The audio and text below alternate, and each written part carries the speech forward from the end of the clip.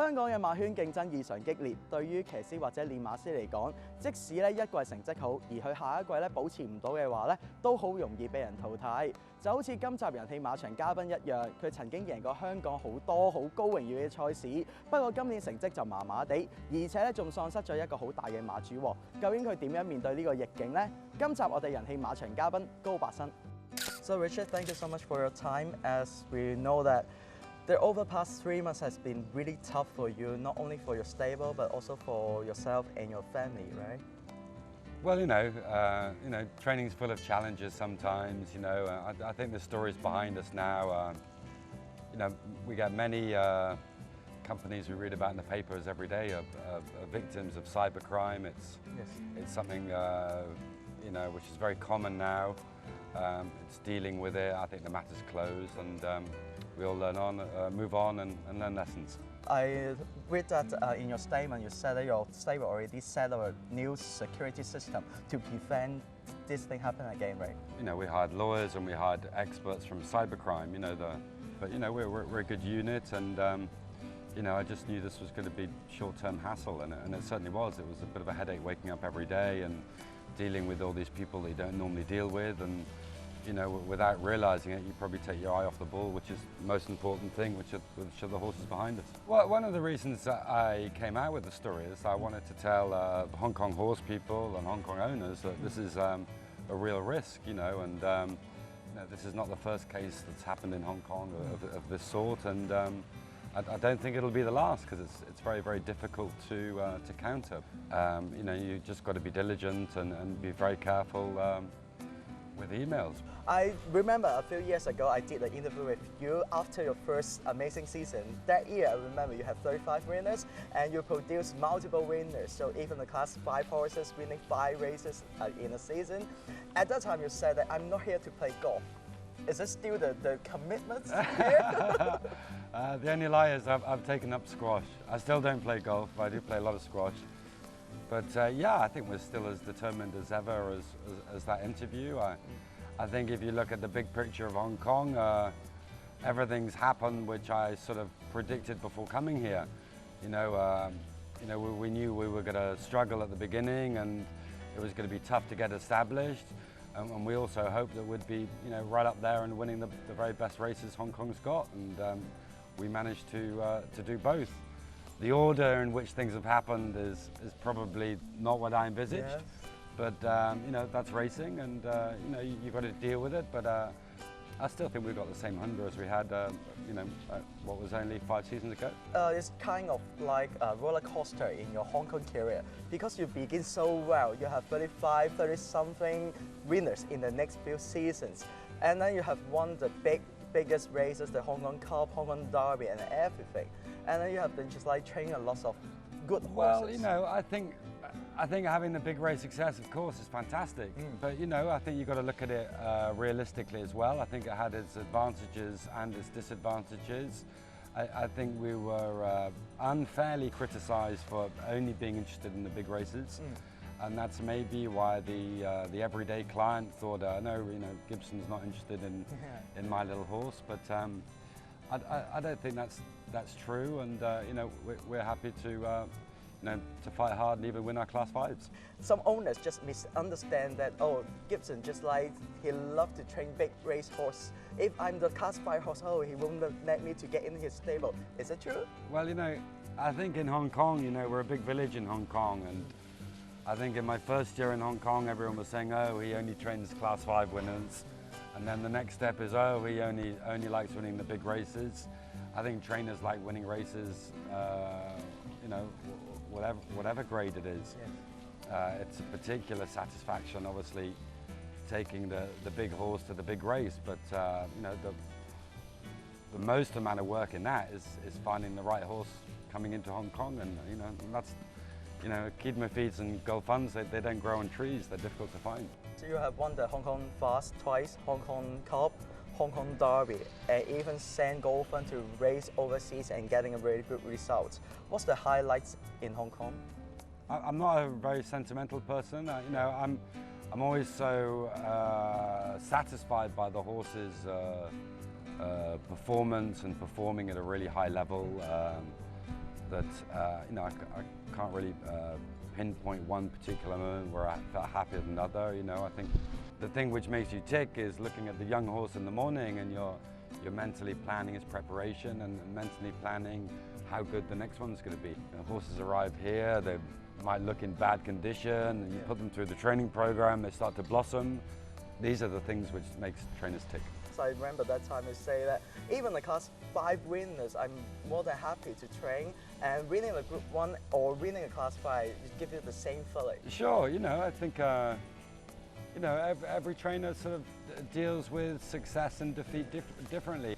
I genuinely try, and it's always been my psyche to behave in the same way. If I've just won a Group 1 or if I've just been beaten the nose in the Class 5, I try and keep the same level-headed face and mindset after a race, because you've always got to concentrate on the next race. You have expected you will have a little bit struggle in finding the winners, but do you expect that it comes into this season? Well, I think we've got an interesting blend of horses. You know, I think you know, if you look at all sports and all trainers and even football managers, the first thing you've got to look at is your stable strength. Yeah. And you know, and probably like Mourinho when he was having a bad time at Chelsea, you know, you look at your stable strength and you know straight away you've got to improve. We've got to improve in number. We're one of the smallest stables now in Hong Kong. Yes. And we've got to improve in size and structure. So we've got some rebuilding to do, but we're looking forward to that challenge. So I think recently the most shocking news is Mr. Pan moved all his horses to another stable. Just like on Twitter, everyone tweeting the news, and they feel sorry for you because no, you have won 17 I races. certainly don't feel sorrow. I actually feel the opposite of sorrow. I feel gratitude. You know, you know, we're very lucky to be involved with such good horses, and you know, every good story comes to an end, and it's now time to move on and look positive for the future. If you come to my house today, you won't see any photos on the wall. I'm not someone that looks back at the victories. I'm always trying to think positive and always keep look the head for the up. next one. Yeah. So I noticed that you have quite a number of quite a good potential griffins. So do you still confidence that you can meet the minimum targets of well, the you know, club? this year we've got a rather strange mix of horses actually. We've got far too many old horses. Yep. I ran a horse last night on the dirt here, and in 15 runs he's dropped 3 pounds. You know, this is and the horse is yet to win a race. So you know, these are sort of regular challenges that we sort of face. You know, I was certainly concerned at the beginning of the year. I didn't think that my older horses were off a competitive rating at all. Yeah. And I wasn't prepared to rush the youngsters just because the older guys weren't off a good rating. And actually started to see some recent shoots, some improvements. The young horses are coming together nicely, and the older horses have now started to come down in their rating. So we're expecting a decent end to the season. So I saw your website. There's some updates, and even you have your page for the staff showing their profile.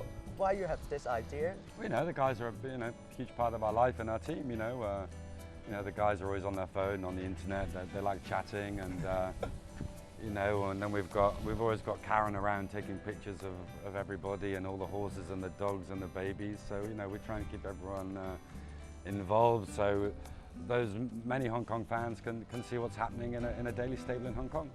We can see that there were 2 European trainers gone in the past few seasons. Yeah. What are the most difficulties for a European trainer to train in Hong Kong?